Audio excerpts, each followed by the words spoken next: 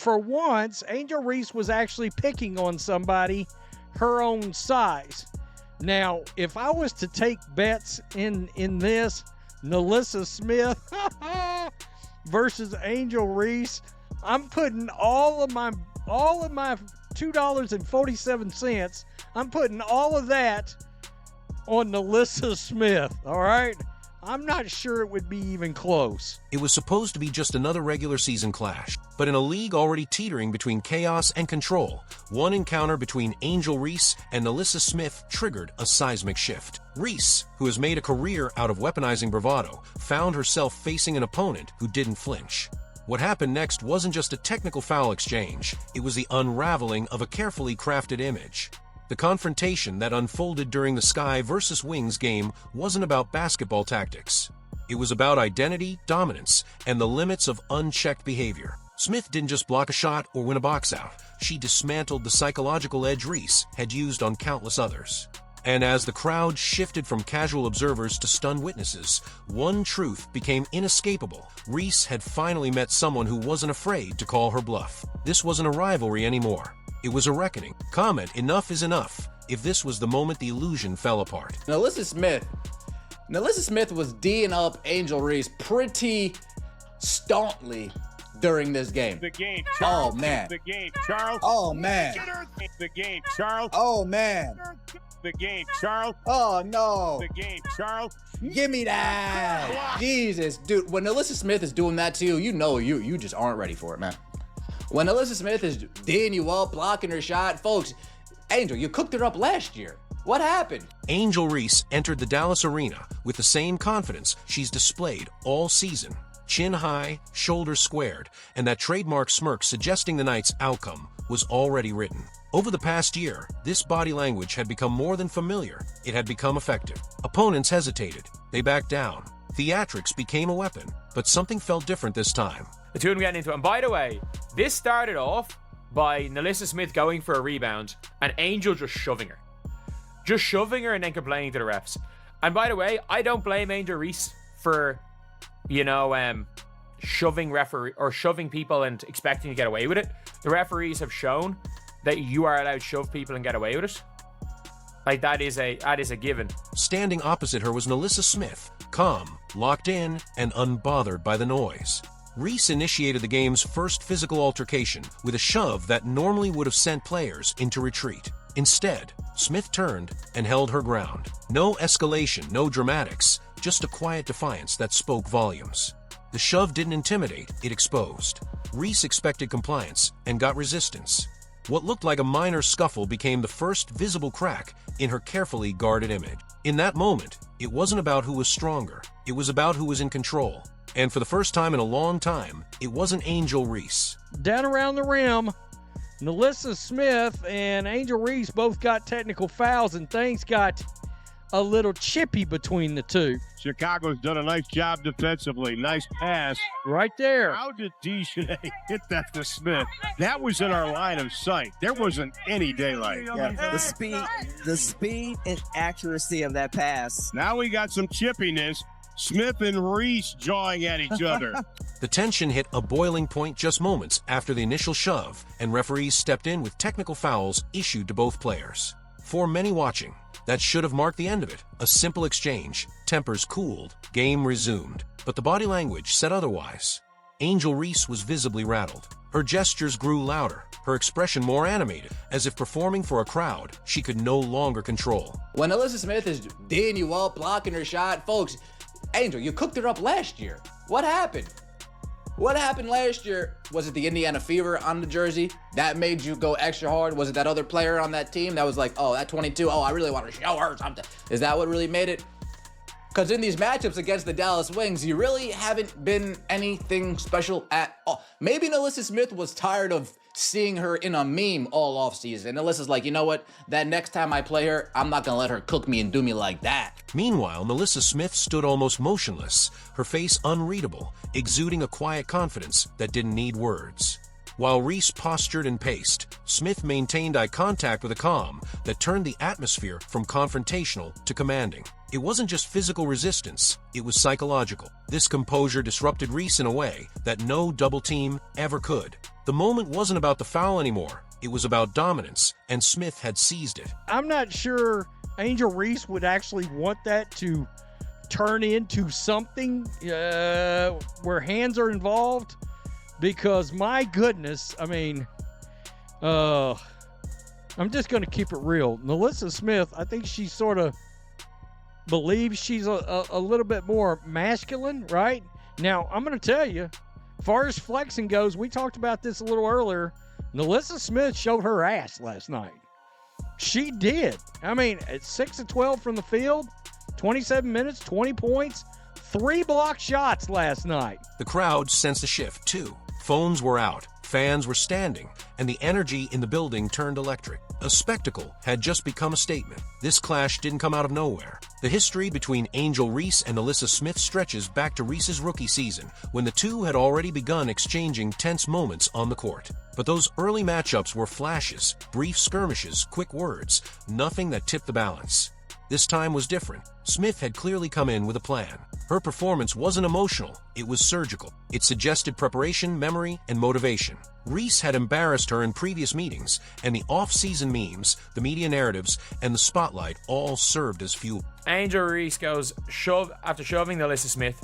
The two of them are getting into it. Arike is there trying to be peacemaker. Courtney Vandersloot immediately doesn't know what's going on. The two of them getting into it. For Smith, this wasn't just a matchup. It was a date circled on the calendar. When Reese walked onto the floor, she saw another opportunity to impose her will. But Smith saw a chance for redemption. The difference was stark. One came to reenact a routine. The other came to end it. And from the opening moments, it was clear Smith wasn't looking to jaw back and forth. She was looking to finish something that had been building for months. You guys don't remember, like, even last season, the two of them were getting into it through the entire season. The two of them were getting into it, and you saw, literally, when the referees tried to break it up, you saw them just go like, don't. Like, the two of them want to get into it. And again, this is a rivalry. Beyond the emotion and theatrics, the stat sheet told a brutal story. NaLyssa Smith logged just 19 minutes on the floor, but made every second count. 14 points, 3 blocks, and relentless defensive pressure that disrupted Angel Reese's rhythm from the start. By contrast, Reese struggled mightily. Shooting just 3 for 12 from the field, she managed a meager 4 points and 5 rebounds before being benched. These numbers weren't just a bad game, they were evidence of being thoroughly outplayed. Smith wasn't just scoring or contesting shots, she was neutralizing one of the league's most talked about forwards. Showing that the other day was just a glimmer of hope that she had figured out how to start playing, as in only take 5 to 6 shots a game. Get rebounds, distribute the ball out to everybody out on the perimeter, and quit shooting the ball. She knew where Reese liked to operate, cut off passing angles, and anticipated every move with the poise of a seasoned defender. The contrast was jarring. One player was locked in, efficient, and productive. The other seemed distracted, unfocused, and dependent on confrontation rather than execution. On a night where Reese needed to assert her dominance, she became a non-factor. And Smith didn't just shine, she exposed the gap between branding and actual performance. She's reading plays, like NaLyssa Smith reading plays defensively. Chicago's done a nice job defensively. Nice. Oh. How did Dejanay? Angel Reese tries to intercept the pass, and then her and NaLyssa Smith start jawing at each other, start talking at each other. Start jawing at each other, start talking at each other. What unfolded between NaLyssa Smith and Angel Reese wasn't just a heated in-game exchange, it was symbolic. Smith wasn't only playing for a win, she was sending a message, one rooted in loyalty and pride. As a former member of the Indiana Fever, the same organization now home to Caitlin Clark, Smith carried with her a connection to a franchise that Reese has repeatedly targeted with subtle and not-so-subtle jabs all season long. You're gonna let NaLyssa Smith talk to you like that, Angel? You gotta fight her, right? Isn't that what the pieces want? Angel, why are you just sitting behind her teammates? You gotta go fight that woman, Angel. You gotta go lion from the Wizard of... Put them all. Put them all. That's what you gotta do. Come on. Come on. This is another angle of their little dust-up that they encountered. Nice little baseline angle. The confrontation wasn't just about a hard foul, it was layered with context. When Smith stood her ground, she wasn't just defending herself, she was defending the reputation of a team she once helped build. And that made every glare, every block, and every response feel heavier. Reese has built her persona around showmanship and provocation. But Smith challenged that by doing none of it. She relied on precision, not spectacle, on calm, not chaos. And that shift in energy was felt throughout the arena. In this game right here, if we don't remember, up until the point where the starters were taken out, Angel Reese had 4 points. She had 4 points, 5 rebounds. But NaLyssa Smith had 14 points. She had 14 points on Angel Reese versus Angel Reese's 4 in 19 minutes. They took her off, and it was a very, very comfortable win for the Indiana Fever, where Caitlin Clark, in fact, had 31 points, 12 assists on 14 shots. Jesus, post-Olympic break, Caitlin Clark was another level. For one night, Smith made clear that respect isn't commanded by noise. It's earned through poise, history, and the refusal to be disrespected without response. The altercation between Angel Reese and NaLyssa Smith may have grabbed headlines, but it exposed something far more troubling beneath the surface. The WNBA is facing a growing crisis, one of escalating aggression and diminishing control. Technical fouls have become common currency, not just isolated incidents, but part of a disturbing pattern that's gripping the league. Players now accumulate 7 techs before facing any suspension, with minor consequences tacked on after that. The frequency with which these fouls are handed out suggests the problem is no longer individual, it's systemic. Angel Reese playing like trash all game, but that confidence doesn't waver, I guess, right? The arrogance doesn't waver, right? We can miss layups, we can miss shots, but that confidence doesn't waver at all. I mean, look at this. Angel Reese, after going 3 for 12 on the night, at this point, she has a historic play where she elbows Dejanay out the way, and here we go. Move it, little girl. And yeah, Angel Reese talking that trash. Yeah, you guys can't stop me. I'm 4 for 13. What once might have been a dramatic flashpoint now feels routine.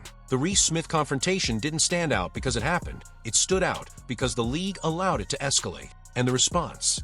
A pair of technical fouls, no further consequences, no public acknowledgement of the tension that had been boiling over. This leniency sends a message. Confrontations will be tolerated, even expected. The officiating inconsistency, the lack of deterrence, and the silence from the league office have created an environment where conflict is not only possible, it's inevitable. You're not seeing Angel Reese chase after NaLyssa Smith here.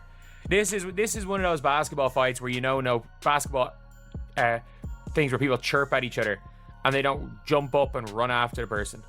Like, you know it's a bit different on that one there. And the league's response to physical confrontations becomes even more questionable when compared to the treatment of Caitlin Clark. Despite her composure and focus on performance, Clark has been targeted repeatedly with excessive contact, questionable officiating, and little protection.